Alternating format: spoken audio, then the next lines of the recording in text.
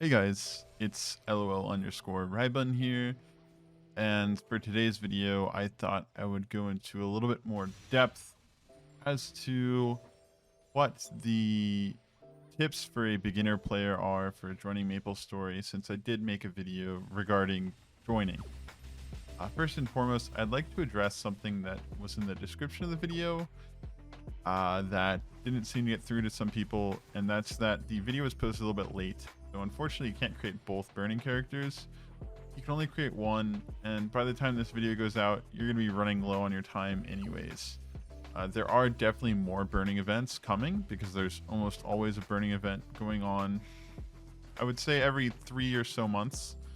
But I would like to go over starting tips for players who are new to Maplestory and want to give it a try, because as much as I hate to admit it, since it's been a personal favorite of mine since literally 5th grade, Maplestory is kind of hard to get into, and there's a lot of stuff that without guidance or tips or tricks and stuff, it just seems a little awkward. So I'll be going over this piece by piece, and these are going to be kind of just a short list of tips that I think are kind of important for playing Maplestory. First and foremost, we have the tip of don't quit a class early on. Once you've leveled up a few Maplestory characters, you'll be able to get through the early-ish stages of the game pretty quickly. And by early-ish, I mean the grind from level 1 or 10 to 30, and then the theme dungeons to level 60, at which you will get your third job and your third job skills respectively. And once you have these, the game will feel a lot smoother. In general, I believe personally that you should wait until at least third job to figure out if you like a class or not, because a lot of times you'll get some of their crucial skills in third job, and sometimes this even happens in fourth or fifth job, but that's a long ways away. In general though, you can get a pretty good feel of what a character is all about by the time you reach third job. I do not think getting your second job at level 30 is sufficient, but I would give at least every single character until level 60 before you can judge them. If it is your first character in Maplestory, I would say the same exact thing before you judge the game. It does feel a lot smoother once you hit level 60, so I would say it's fairly important to hit level 60 in Maplestory. The next tip is that you shouldn't be super scarce and over decisive over your skill points. The reason being, almost every single class in the game, I could be wrong, which is why I'm saying almost, but as far as I know, every single class in the game will be able to max each and every one of their skills. And some of the ways that Maplestory actually achieve this is sometimes you'll have skills that'll max out at level like 14 or something, and it looks really weird, but this is so that every single player can max every single one of their skills, so they don't feel like they screwed up their character by putting too many points into skill A over skill B. Because of this, you can kind of go about skills your own way. Same thing with stat points. You can't really do it wrong as long as you're clicking the auto assign button. Every single class has a primary stat, and that is the only stat you need to put points into. There used to be primary and secondary stats. Those are still kind of in the game, but when they were removed from equipment requirements, they kind of got phased out because there's not really a point to put anything into your non-primary stat if you don't need another stat, because it'll give you the best effects. For example, Aaron, the class that I play, their primary stat is strength. There are classes that use anything from strength, dex, intelligence, and luck. But there's also another class in the game, Demon Avenger, that maxes HP. So all of these will be accounted for if you use the auto assign button in the stat window for assigning stat points to your characters. Back to the skills though, something I would recommend for you if you're unsure about what skills you want to put points into are Maplestory guides online. I personally have been using and continue to use Ayumi Love, which I'll link in the description below for any of my class questions. They do a nice job of listing what the link skill as well as Legion stats that your character will provide, and the skills, what order to max them in. They usually have a pretty short little paragraph about what skill is your primary mobbing skill and why what's important is important, etc. ... which can help you get a better feel for the class without actually needing to mess around a bunch and kind of get a feel for it yourself. Of course, this is not, all knowing or anything, and you will find your own little nuances and things that you like to do a little bit differently, or maybe personalize how you play the character a little bit as you go along. Next is regarding the Legion system.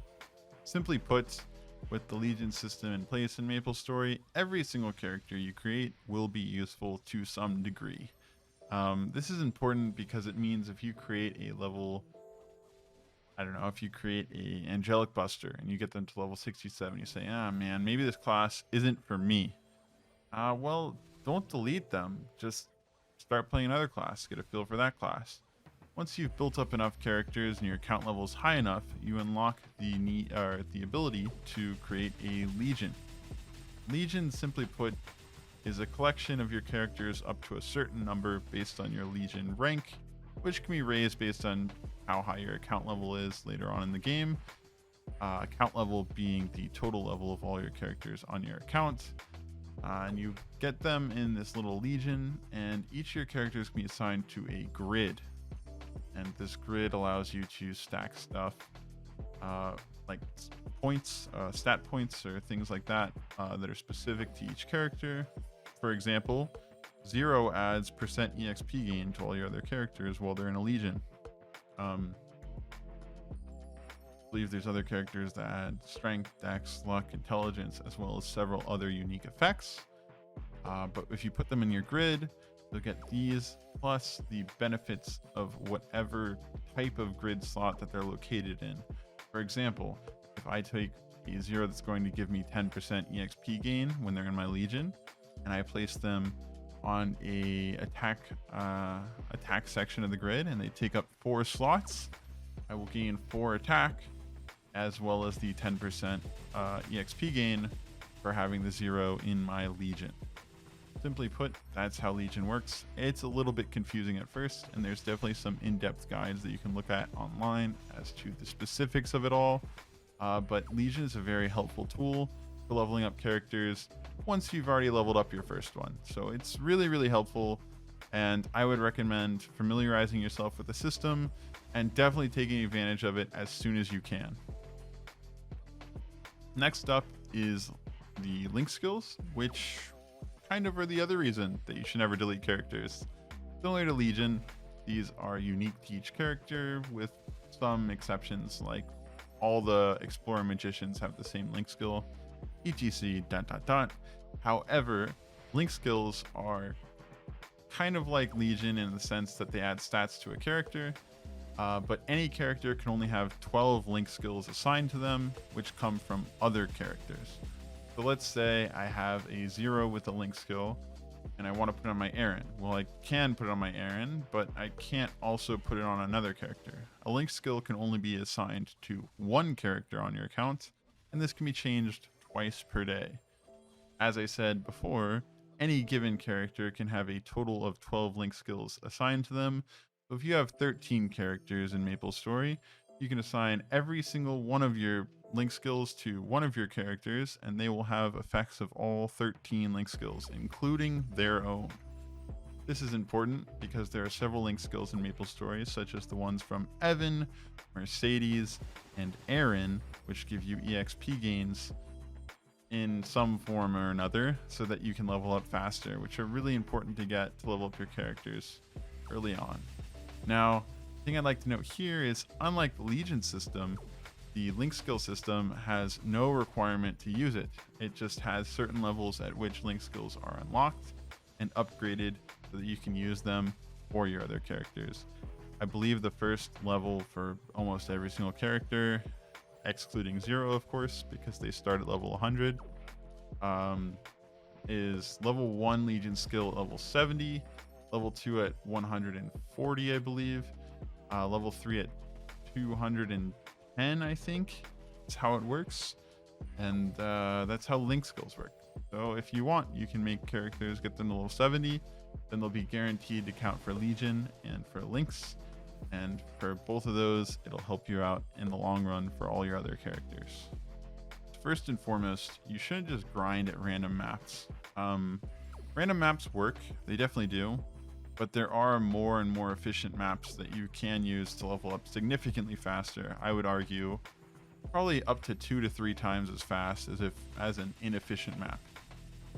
For some classes, some maps will be better for them than other maps, and it's really up to you to find what maps work best, but you can get a general sense of what a good map is for leveling up on any sort of guide. I personally use a Google Sheets document called Mikey's reboot guide, and I will be posting that in the description as well for you to look at.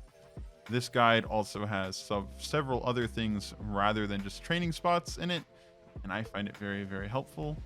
And it's what I use personally. It hasn't been updated for a little piece. I think the last time was in 2020 and maybe August or October. I'm not sure which. But on the flip side of this coin is there's also another way to figure out where to grind, and that is with the Maple Guide hotkey in game. By default, this may or may not be assigned to your keyboard, but if you open up the key bindings menu and you look for the key labeled guide, it'll be a yellow key, I believe. You can open up a menu that suggests basically spots to go. Usually you're not going to want to do the recommended quest, but you can use this to quickly take your job advancement quests, as well as find training spots and other places to go to level up. In general, it's pretty helpful, and it'll also teleport you to the areas, which can be really good for traveling around early on in game.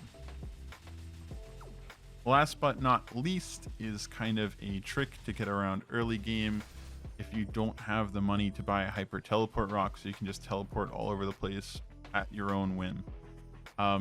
This kind of changes from time to time, but in the current state of the game, how I do it is in every single town, for the most part, you will be able to access the quick move menu below your mini map in the top left of your screen. And if you click this button, you can move to the dimensional mirror, or you can just find it in the town. When you're speaking to the dimensional mirror, you'll be able to go to a place called Mushroom Shrine. At Mushroom Shrine, there's a giant pelican slightly to the right from the leftmost side of the map that can teleport you to, I believe it's Hennesis, and I forget what the other map is, but if you take him to Hennesis, it's Hennesis or Six Path Crossway. If you take them to Six Path Crossway, they'll teleport you to a map where there's a ladder leading down. Taking that ladder leading down, you'll see to your left there is a Pantheon portal at the very top in the center of the map, a little bit on the left, but a little bit on the left top center of the map, you'll see a Pantheon portal. If you go to Pantheon and then leave out of that same portal, it'll let you choose where you want to go. So any of the major towns, Hennesis, Alenia, Purian, Sleepywood, Orbis, Ludibrium, I don't know, Leafrey, any of these maps you can get to very easily. And it can be a really easy way to travel around the world if you don't have the means for affording a hyper teleport rock. That concludes all the information I have for newer players, and I wish you guys the best of luck in starting your Maplestory journey. Like I said in my last video, I understand this game is not for everyone, but if you have any questions or comments or anything you'd like to ask, please leave it in the comments section down below, and I'll be more than happy to answer it to the best of my ability. I hope you guys enjoy Maplestory for all that it's worth, and I'll see you guys in the next one. Thank you so much for watching. Bye.